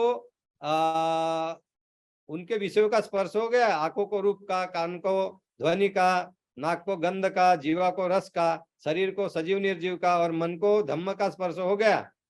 तो जो भाने वाले होते हैं, शब्द, रूप, गंध, रस, सजीव निर्जीव और धम्म, जो भाने वाले होते हैं, अपने को पसंद आने वाले, तो सुकर भाव निर्माण हो जाता है। और अब मुझे मिलना चाहिए, ये भाव निर्माण होकर लोभ निर्माण हो जाता है। और उसी से ये होली से निर्माण होता है, कर्म निर्माण हो जाता है, संस्कार निर्माण हो जाता है। तो ये संस्कार स्कंद का काम होता है। और पसंद वाला नहीं है तो द्वेष निर्माण हो जाता है मन में, और वही भी मन में क्या होता है, संग्रहित हो जाता है, तो वो भी संस्कार ही है, वो भी तृष्णा ही होती है, उसको द्वेष बोलते हैं हम। तो वो भी संस्कार स्कंद का काम होता है। तो संस्कार एक स्कंद है। और बाद में विज्ञान स्कंद है। विज्ञान स्कंद यानी कॉन्शियसनेस, जागरूकता। तो आपको एक बात बताना चाहूंगा, जब आंख को वस्तु का स्पर्श होता है तो उसमें चक्षु विज्ञान निर्माण होता है, यानी आंख से संबंधित विज्ञान, कॉन्शियसनेस बोलते हैं उसको, चेतना, चेतना निर्माण हो गई। कान को शब्दों का स्पर्श होता है तो श्रोत विज्ञान निर्माण हो जाता है। कान को ध्वनि का स्पर्श हो गया तो, नाक को गंध का स्पर्श हो गया तो उसको घ्राण विज्ञान निर्माण हो जाता है। जीवा को रस का स्पर्श हो गया तो जीवा विज्ञान निर्माण हो जाता है। शरीर को सजीव निर्जीव का जो भी स्पर्श होता है, हवा का स्पर्श होता है, ठंडी गर्मी का स्पर्श होता है, किसी व्यक्ति का स्पर्श हो सकता है, तो वो जो स्पर्श होता है शरीर को सजीव निर्जीव का, तो काय विज्ञान निर्माण हो जाता है। और मन को धम्मों का स्पर्श हो गया तो मनोविज्ञान निर्माण हो जाता है। तो इसी प्रकार ये विज्ञान स्कंद भी होता है, वो चेतना निर्माण करता है। तो इसी प्रकार मन के 4 स्कंद होते हैं। कौन से? वेदना स्कंद, संज्ञा स्कंद, संस्कार स्कंद और विज्ञान स्कंद। और शरीर का एक स्कंद रूप स्कंद। तो ऐसे 5 स्कंद है। तो इसको पंचस्कंद कहते हैं। पंचस्कंदों को ही व्यक्ति बोलते हैं। तो ये जो है धम्मानुपස්සना का जो भाग है, खंड पब्बंग यानी खंड के बारे में किस तरह से धम्मानुपස්සना का अभ्यास करना है बुद्ध ने यहाँ समझाया है, तो उसके बारे में हम जानकारी निर्माण करेंगे। पर उसके पहले मैंने इसलिए आपको बताया कि खंड क्या होते हैं ये तो मालूम होना चाहिए। पंचस्कंद, इसी को उपादान स्कंद बोलते हैं। क्या बोलते हैं? उपादान स्कंद। उपादान यानी आसक्ति, इनको उपादान स्कंद इसलिए बोलते हैं। रूप, वेदना, संज्ञा, संस्कार और विज्ञान, ये पंचस्कंद को उपादान स्कंद बोलते हैं। आसक्ति स्कंद होते क्योंकि ये 6 इंद्रियों में से ही विकार निर्माण होते हैं, लोभ निर्माण होता है, द्वेष निर्माण होता है, तृष्णा निर्माण होती है। और तृष्णा मजबूत होते गई तो उससे आसक्ति निर्माण होती है। तन्हा पच्चया उपादान, आपको पता होगा ना, प्रतिच्छ समुत्पाद सिखाया था, प्रतित्य समुत्पाद, लाभ, डिपेंडेंट, ओरिजिनेशन। उसमें यही कहा गया है, वेदना पच्चया तन्हा, तन्हा पच्चया उपादान। उपादान यानी आसक्ति। तो ये खंडों के माध्यम से ही उपादान निर्माण होते, आसक्ति निर्माण होती है, इसलिए इनको उपादान स्कंद कहते हैं। तो इसलिए बुद्ध ने क्या कहा, खंड का अभ्यास, धर्मानुपसना का खंड के बारे में अभ्यास करने के लिए बुद्ध ने ये कहा, इद भिक्कवे भिक्खु धम्मेसु धम्मानुपस्सी विहरति पंचसु उपादान खंडेसु। यानी 5 खंड का अभ्यास करके हुए ये धम्म है करके, धम्म है करके भिक्खु जानते हैं। फिर ये 5 प्रकार से कैसे अभ्यास करते हैं? तो ये उन्होंने, बुद्ध ने कहा, इति रूपंक्ति, इति रूपस्स समुदयो, इति रूपस्स अर्थंगमो। मैंने बताया आपको कि रूप ये एक उपादान स्कंद है, शरीर। तो इसके बारे में अभ्यास कैसे करेंगे धम्मानुपස්සना का? ये मेरा रूप है, ये मेरा शरीर है, ये मेरे रूप का समुदय है यानी उदय है, ये मेरे शरीर निर्माण होने का कारण है, और ये मेरे शरीर नष्ट होने का कारण है। तो ये जानेंगे। इति रूपंक्ति, इति रूपस्स समुदयो, इति रूपस्स अर्थंगमो। तो ये 3 बातें रूप के बारे में जानना है। ये मेरा शरीर है, ये मेरे शरीर का निर्माण होने का कारण है, और ये मेरे शरीर का क्या है? अंत है, नष्ट होना है, अर्थंगम हो। ये रूप के बारे में हो गया। फिर बुद्ध बोलते हैं, बुद्ध इति वेदना, इति वेदना, इति वेदनाए समुदय, इति वेदनाए अर्थंगम। यानी जो संवेदना है, वेदना है, शारीरिक और मानसिक है, ये मेरी वेदना है, ये वेदना का निर्माण होने का कारण है, और ये वेदना का नाश है, नष्ट होना है। ये 3 बातें वेदना के बारे में जानना। ये वेदना है, ये वेदना का निर्माण है और ये वेदना का नाश है। उसी तरह संज्ञा, इति संज्ञा, इति संज्ञाय समुदय, इति संज्ञाय अर्थगम। संज्ञा यानी परसेप्शन, जो मूल्यांकन करता है, जानकारी प्राप्त करता है, जानता है अच्छा है बुरा है, तो ये मेरी संज्ञा है, ये संज्ञा निर्माण होना है, ये संज्ञा नष्ट होना है, ये जानना है। फिर उसी तरह इति संखारा, इति संखारानं समुदयो, इति संखारानय अर्थंगम। ये मेरा संस्कार है, संखार है, ये संखार का उगम है, निर्माण होना है, ये संखार का नष्ट होना है, ये जानना।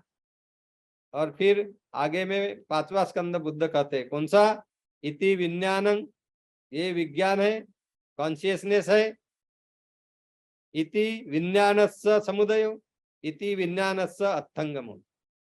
तो ये कॉन्शियसनेस यानी चेतना जो है, ये मेरी चेतना है, कॉन्शियसनेस है, ये मेरे चेतना का उगम है, ये मेरे चेतना का अंत है, नाश है।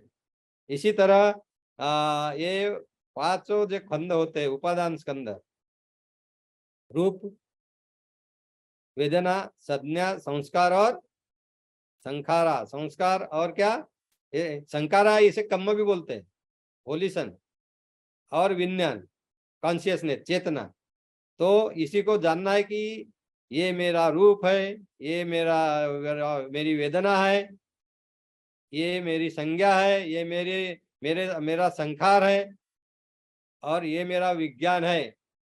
और ये तीनों का ये रूप का उदय है, ये रूप का अंत है, ये वेदना का उदय है, वेदना का अंत है, ये संज्ञा का उदय है, संज्ञा का अंत है, ये विज्ञान का उदय है, विज्ञान का अंत है, ये संखार का उगम है, ये संखार का अंत है। इसी तरह से ये पंचस्कंद जो है, हर एक के बारे में 3 प्रकार की जागरूकता है। एक तो ये वो है करके जानना, और फिर उसका उगम और अंत जानना। तो इसी प्रकार से ये 15 तरह से ये इसका अभ्यास करना है, खंडों का। इनको उपादान खंड बोलते हैं, और उनको उपादान खंड क्यों बोलते हैं ये भी मैंने आपको समझा के बताया है। क्योंकि ये पंचस्कंद जो है, इसी से आसक्ति निर्माण हो जाती है, इसी से तृष्णा निर्माण होती है, और इसी से आसक्ति निर्माण होती है। और आपको मालूम है आसक्ति निर्माण होने से क्या होता है? उपादान पच्चय भव। भव यानी हमेशा जिंदा रहने की इच्छा, यानी भव भी निर्माण होती है, और ये भव के कारण इच्छा निर्माण होती है कि हमेशा जिंदा रहना चाहिए। और फिर ऐसी इच्छा निर्माण रही तो ही फिर जन्म होता है, भव पच्चय जाति। और फिर जाति निर्माण हो गई यानी जन्म हो गया, जाति यानी जन्म, और जन्म हो गया तो फिर ओल्ड एज आ गया, वार्धक्य इसे बोलते हैं। रोग होता है, सिकनेस। मरण होता है, फिर मृत्यु हो गया तो फिर दुख, शोक सब होता है ना। और इसी से होता है शोक परिदेव दुख दौर्मनस्य, दुख, पेन, ये सब निर्माण होता है, इसी से दुख की निर्मित है। ये मैंने सब समझाया हूँ पठित समुपाद में, और नहीं समझाता। तो उपादान जो है, आसक्ति है, ये आसक्ति ये खंडों से ही निर्माण होती है, पंचस्कंद। तो इसी तरह एक खंड का अभ्यास करना है, निवरण ये धम्मानुपसना का खंड को लेकर अभ्यास करना है। और आगे भी बुद्ध वही बात कहते हैं खंड के बारे में भी। इति अज्जत्तंगवा धम्मे धम्मानुपस्सी विहरति, इति बहिद्धा वा धम्मे धम्मानुपस्सी विहरति, इति अज्जत्त धम्मा बहिद्धा धम्मे धम्मानुपस्सी विहरति, समुदय धम्मानुपस्सी विहरति, वय धम्मानुपस्सी विहरति, समुदय वय धम्मानुपस्सी विहरति, इति धम्माति, ये सिर्फ धम्म है ऐसा फिर जानता है। वह पनस्स सती पचुपट्टिता होती, यावदेव ज्ञानमत्ताय पटि सत्यमत्ताय अनिश्चितो च विहरति, न किंचि लोके उपादीयेति। वही बात फिर कि ये धम्म है, इसकी सिर्फ जानकारी और जागरूकता, ज्ञान और जागरूकता, और फिर इसी से लोभ और क्या बोलते हैं, द्वेष बाजू में रखकर और पूरा वैराग्य की भावना रख के ये सिर्फ मेरा धम्म है, इतना ही जानना। तो ये ऐसा एक खंड का अभ्यास करके, 5 खंड का अभ्यास करके, उपादान खंडों का अभ्यास करके ये धम्मानुपස්සना का अभ्यास किया जाता है। इसके बारे में, इसके बाद में भाई और बहनों, आयतन का जो आयतन को लेकर जो धम्मानुपස්සना का अभ्यास है उसके बारे में मैं थोड़ी जानकारी देता हूँ, उसके बारे में आपको समझाता हूँ। तो आयतन क्या होते हैं ये भी समझ लेना चाहिए। आयतन प्रतीत्य समुत्पाद, और बताता हूँ, आपने समझा ही होगा प्रतीत्य समुत्पाद क्या है, क्या गया है, अविद्या पच्चया संखारं, अब अविद्या पच्चय संकार, संकार पच्चय विज्ञानं, विज्ञान पच्चय नाम रूपं, नाम रूप पच्चय षडायतन। तो नाम रूप मैंने अभी बताया, नाम रूप क्या होता है, नाम और यानी मन, रूप यानी शरीर, यानी व्यक्ति। तो व्यक्ति निर्माण हो गया तो क्या निर्माण होता है, व्यक्ति निर्माण हो गया तो षडायतन निर्माण होता है, यानी 6 आयतन। 6 आयतन कौन से, चक्षु आंखें, हाँ, सत्त कान, घान यानी नाक, जीवा जीभ, रूप काया यानी शरीर, और मन चित्त। तो ये 6 आयतन है, 6 आयतन, इसको ही 6 आयतन बोलते हैं। और व्यक्ति का निर्माण हो गया तो 6 आयतन रहना ही है, आंखें कान नाक जीवा जीभ शरीर और मन, ये 6 आयतन इनको कहते हैं। तो ये 6 आयतन को लेके धम्मानुपස්සना का अभ्यास कैसे करने का ये बुद्ध ने सिखाया है धम्मानुपස්සना में। आंखें क्या है मालूम है आपको, तो पहला बात तो है कि ये मेरी आंखें है। और आंखों को स्पर्श क्या करते हैं, रूप स्पर्श करते हैं, वस्तु स्पर्श करती है। तो ये जानना है कि ये मेरा रूप है। तो क्या बताया बुद्ध ने इसमें, बुद्ध बोलते हैं इद भिक्कवे भिक्खु धम्मेसु धम्मानुपस्सी विहरति छसु अज्जतिक बहिरेसु आयतनेसु। छसु, छसु यानी 6, अज्जतिक बाहिरेसु, अज्जतिक बाहिरेसु यानी अपने अंदर और बाहर भी,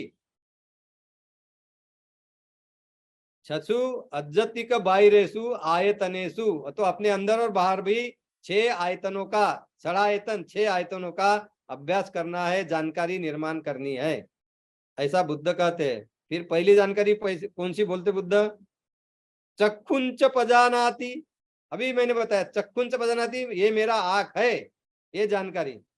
फिर आगे में बुद्ध क्या बोलते हैं, रूपे च पजानाति, चक्षु आंख और उसको स्पर्श करने वाला क्या है, रूप है, यानी जो वस्तुएं जो है निसर्ग में सब उनको ही रूप कहा जाता है। तो वो जानना, ये मेरा आंख है, इसका लक्षण ऐसा है, ये रूप है, ये मेरे आंख को स्पर्श करने वाले वस्तुएं है, रूपे च पजानाति। और फिर आगे क्या बोलते हैं बुद्ध, यंच तदुभये पटिच्च उपज्जति संयोजनं तंच पजानाति। क्या बोलते बुद्ध, ये आंख है, ये आंख को स्पर्श करने वाला रूप है, वस्तु है, और ये दोनों के पटिपन्न बोला है उन्होंने, पटिच्च उपज्जति, नहीं इनके दोनों के संयोग से जो निर्माण हो जाएगा वो संयोजन, संयोजन यानी आश्रव, थिएटर, आंख और जो आंख को स्पर्श करने वाला रूप है उससे क्या निर्माण होगा, उससे निर्माण होगा संयोजन, आश्रव, आसक्ति, तृष्णा तन्हा, तृष्णा तन्ना का रूप बाद में आसक्ति होकर वो आश्रव ही निर्माण होना है, थिएटर निर्माण होना है, संयोजन निर्माण होना है। तो उससे जो संयोजन निर्माण होगा उसके बारे में जानकारी निर्माण करना, जानकारी निर्माण करते हैं, ऐसा बुद्ध कहते हैं। धम्मानुपස්සना का अभ्यास करते हुए क्या क्या करना है, तो तीन बातें अगर आंख से लेकर संबंधित है तो, ये आंख है, ये रूप है, ये आंख को और रूप को लेकर जो स्पर्श हुआ उसके कारण से जो संयोजन, ये संयोजन निर्माण हुआ है, यानी आश्रव निर्माण हो गया है। फिर आगे में जो आश्रव अभी तक निर्माण नहीं हुआ था, ये इनके सहयोग से अभी निर्माण हो गया है। जो आश्रव निर्माण हो गया था वो अभी नष्ट हो गया है, और जो आश्रव नष्ट हो गया है वो भविष्य में कभी निर्माण ही नहीं होगा। ऐसा ही बोला है बुद्ध ने। येताच अनुपन्नस्य संयोजनस्य उपादो होती तंच पजानाति। येताच अनुपन्नस्य संयोजनस्य उपादो होती तंच पजानाति। येताच उत्पन्नस्य संयोजनस्य उत्पादो होती पहिनंग होती तंच पजानाति। अरे जो निर्माण हो गया वो नष्ट होता है, वो उसको जानता है। इसी तरह उन्होंने बोला है, एताच उत्पन्नस्य संयोजनस्य पहानंग होती तंच पजानाति। एताच पहिनस्य संयोजनस्य आयतिंग अनुपादो होती तंच पजानाति। अरे जो संयोजन आंख और रूप के माध्यम से निर्माण हो गया है उसको जानता है वो, और जो संयोजन इसके पहले निर्माण नहीं हुआ था वो निर्माण हो गया है जानता है। जो संयोजन निर्माण हो गया वो नष्ट हो गया करके जानता है, और जो संयोजन नष्ट हो गया है वो आगे निर्माण ही नहीं होगा ऐसे जानता है। तो ये आंख के बारे में हो गया। ऐसे ही है कान के बारे में। कान यानी क्या? कान यानी सत्य बोलते पाली में। तो सोतंच सोत, सोत कान को सोत बोलते हैं। शब्द को जो कान पर ध्वनि आता है उसको शब्द बोलते हैं। तो सोतंच पजानाति, सद्देच पजानाति। और फिर वही बात, यांच तदुभय पटित उपजती संयोजन तंच पजानाति। तो आगे में भी कैसा कि कान और शब्द इनको जानते हैं, कान को जानते हैं, शब्द को जानते हैं।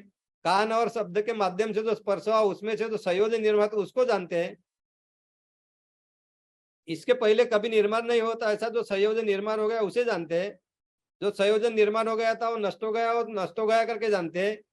और जो संयोजन नष्ट हो गया वो भविष्य में कभी निर्माण नहीं होगा ये जानते हैं। तो यही 5 प्रकारों से इसका अभ्यास होता है। आगे में फिर नाक का, तो नाक को घान बोलते हैं। घानंच पजानाति। और घान, घान यानी नाक को क्या स्पर्श करता है? गंध, गंधंच पजानाति। घानंच पजानाति, गंधेच पजानाति। और फिर तदुभय पटिच संयोजनं तंच पजानाति। तदुभय पटिच यानी जो नाक है और यानी घान है और गंध है, उसके दोनों के कारण से जो संयोजन निर्माण हो जाएगा वो संयोजन निर्माण हो गया करके जानना। वो संयोजन, जो संयोजन निर्माण नहीं हो गया था वो निर्माण हो गया ऐसे जानना। जो संयोजन निर्माण हो गया था वो नष्ट हो गया करके जानना। और जो संयोजन नष्ट हो गया वो भविष्य में कभी निर्माण ही नहीं होगा, इस तरह से जानना। तो ऐसे 5 प्रकार से ये नाक के बारे में, नाक और गंध के बारे में भी किस तरह से धम्मानुपස්සना का अभ्यास करना बुद्ध ने समझा है। उसके बाद में जीव, जीवा जिसे बोलते हैं टंग, तो जीवन से पजानाती। जीवन से पजाना, ये मेरी जीव है करके जानना। जीव को क्या स्पर्श करता है? रस, टेस्ट बोलते हैं, चौबी बोलते हैं। तो ये रस है, ये टेस्ट है, उसको जानना।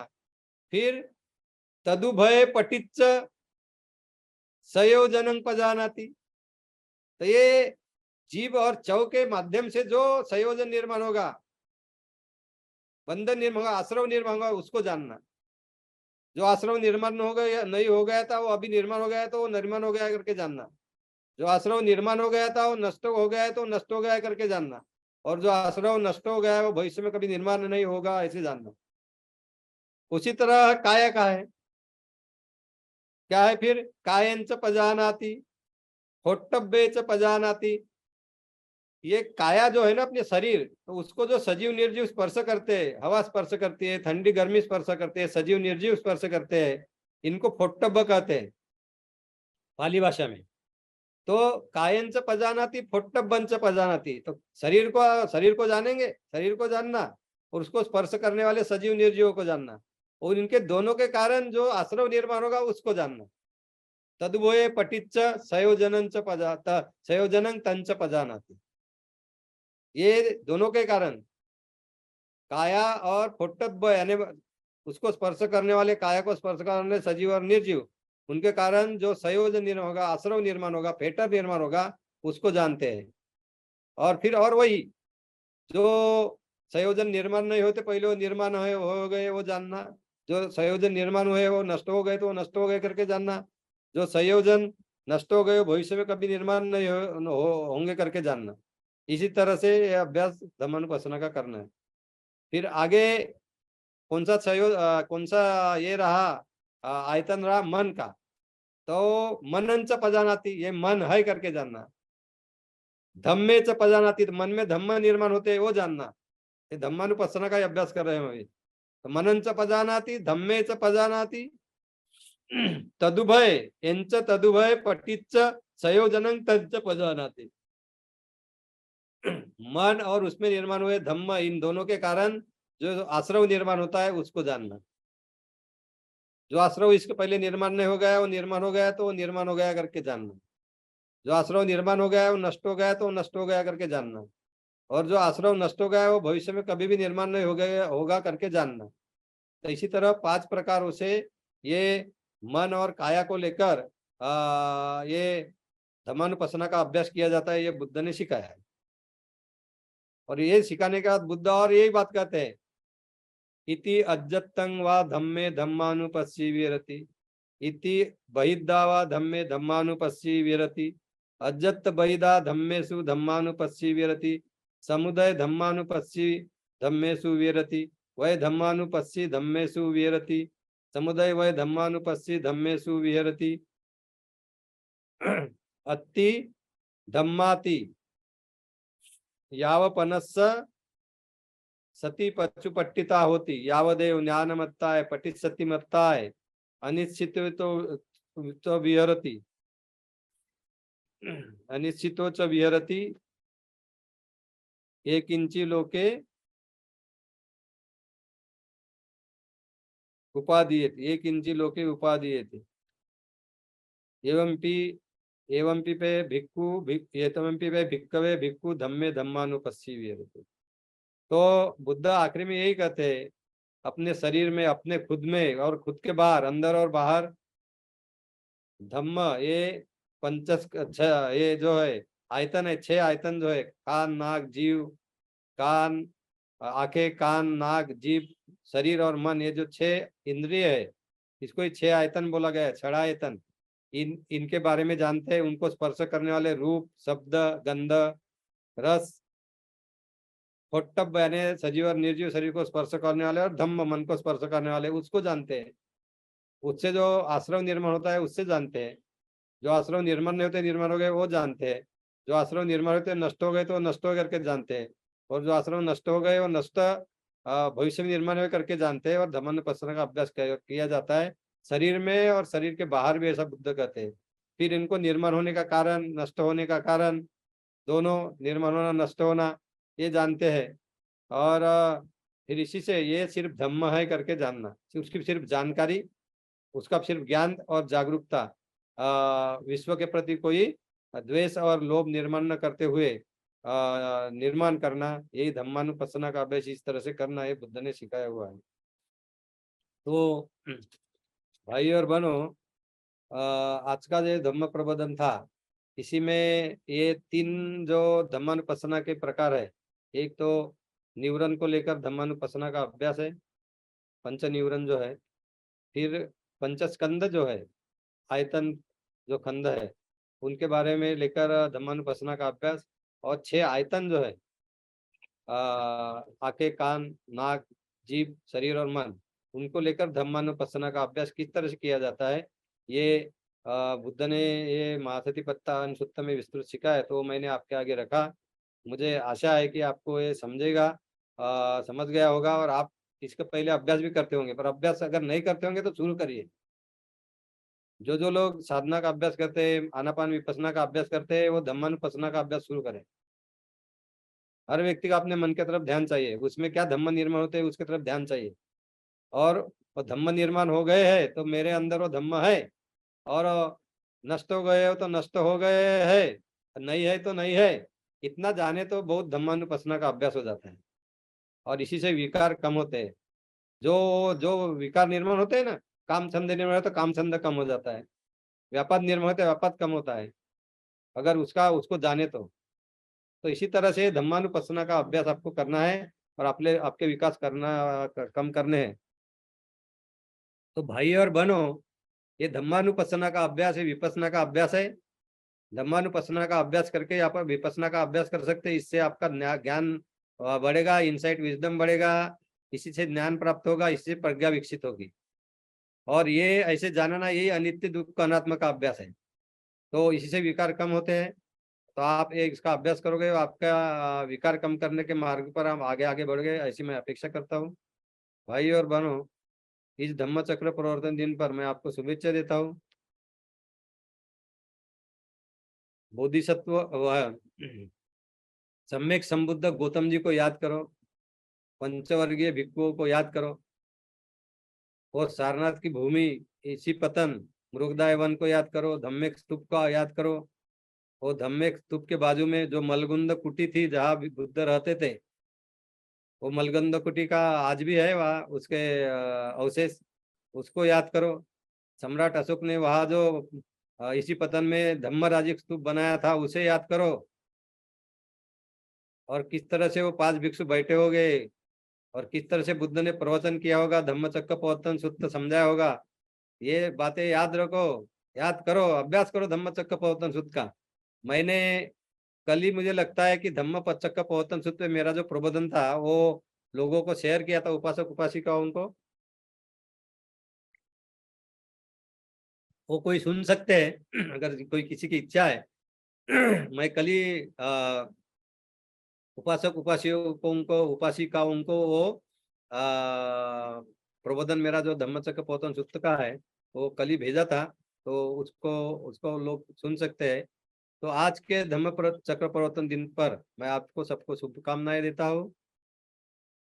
आपकी धम्म में प्रगति हो, आपकी श्रद्धा बढ़े, आपके बल बढ़े, आपके इंद्रिय मजबूत हो, आपका सदतीस बोधि पक्की धम्म का अभ्यास दृढ़ हो, अष्टांग मार्ग का अभ्यास दृढ़ हो, और आपके जो ये विकार है, 10 संयोजन है, ये कमजोर हो, नष्ट हो, और आप हरिये मार्ग पर आरूढ़ हो, श्रोतापन्न सकृदागामी अनागामी अरहंत, ये मार्ग पर आपकी प्रगति हो और आप आगे आगे बढ़ो, ऐसी मैं कामना करता हूँ। आपके परिवार में सभी को सुख मिले, शांति मिले, आपके परिवार के सभी लोगों को धम्म मिले, सभी अष्टांग मार्ग के पालन में लग जाए, जुट जाए, और उनकी अष्टांग मार्ग के पालन में मजबूती आए। अष्टशील आपका बहुत ही अच्छा हो, अष्टशील के पालन में आपको दृढ़ता आए, ऐसी मैं कामना करता हूँ। और आपका सबका मंगल हो, आपकी सभी क्षेत्र में प्रगति हो, ऐसी मैं शुभकामना देता हूँ। और आज का ये जो धम्म प्रबोधन है, ये मैं आज ही ये यहाँ ही समाप्त करता हूँ। सब्बे सत्ता सुखिनो होन्तु, सब्बे सत्ता खेमिनो होन्तु, सब्बे सत्ता सुखी तत्व होन्तु। सभी जीव सुखी रहे, सभी जीव शारीरिक और मानसिक दृष्टि से सुखी रहे, सभी संकटों से मुक्त रहे। भवतु सब्ब मंगलम, भवतु सब्ब मंगलम, भवतु सब्ब मंगलम।